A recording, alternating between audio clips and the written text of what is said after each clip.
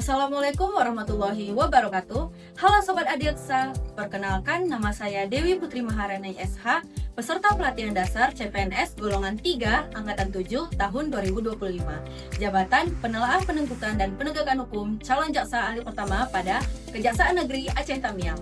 Pada kesempatan ini, saya akan membahas isu kebangsaan yang sangat penting, yaitu terkait hoax.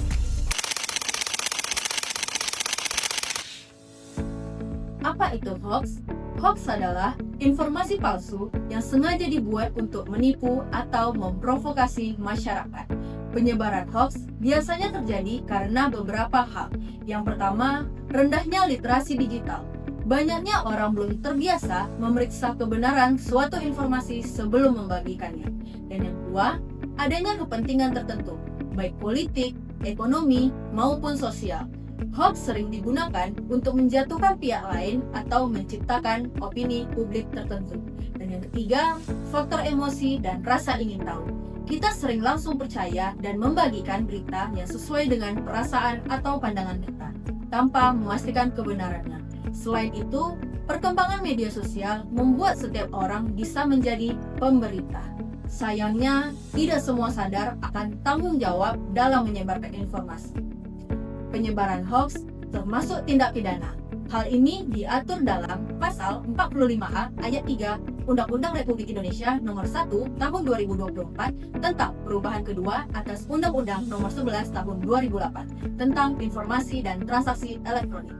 Setiap orang yang dengan sengaja menyebarkan informasi elektronik dan atau dokumen elektronik yang diketahuinya memuat pemberitahuan bohong yang menimbulkan kerusuhan di masyarakat sebagaimana dimaksud dalam Pasal 28 ayat 3 dipidana dengan pidana penjara paling lama 6 tahun dan denda paling banyak 1 miliar rupiah. Lalu, apa dampak dari hoax? Di tingkat individu, hoax bisa menyebabkan kecemasan, kebingungan, bahkan perpecahan antar teman dan keluarga. Di tingkat sosial, hoax dapat memicu konflik, menyebarkan kebencian, serta menurunkan kepercayaan publik terhadap institusi pemerintah dan hukum. Bahkan dalam konteks kebangsaan, hoax dapat mengancam persatuan dan kesatuan bangsa.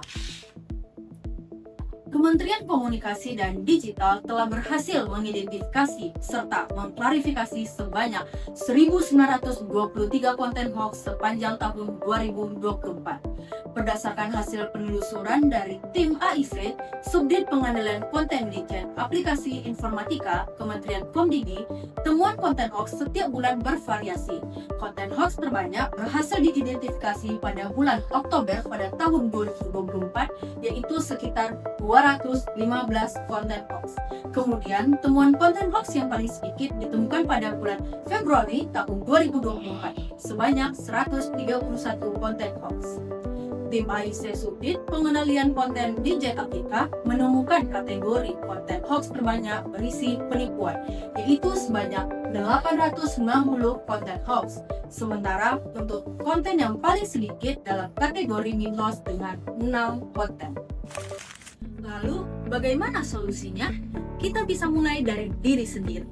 Cek kebenaran informasi sebelum membagikannya, gunakan situs resmi, jangan mudah terpancing emosi. Bacalah isi berita dengan kepala dingin, sebarkan konten positif dan edukatif di media sosial agar ruang digital kita lebih sehat. Tingkatkan literasi digital baik di lingkungan sekolah, kantor, maupun masyarakat.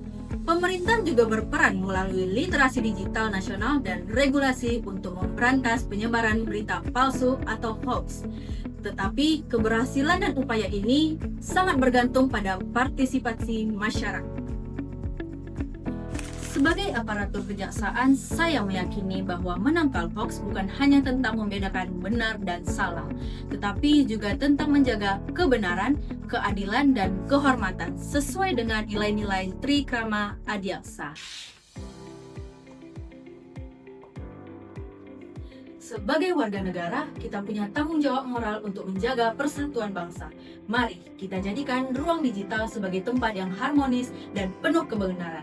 Dengan bersikap bijak, berakhlak, dan berorientasi pelayanan kepada sesama, kita ikut membangun Indonesia yang damai, cerdas, dan berintegritas. Ingat, hoax bisa memecah, tapi kebenaran bisa menyatukan. Jadilah generasi cerdas digital, penyebar fakta bukan penyebar dusta. Wassalamualaikum warahmatullahi wabarakatuh.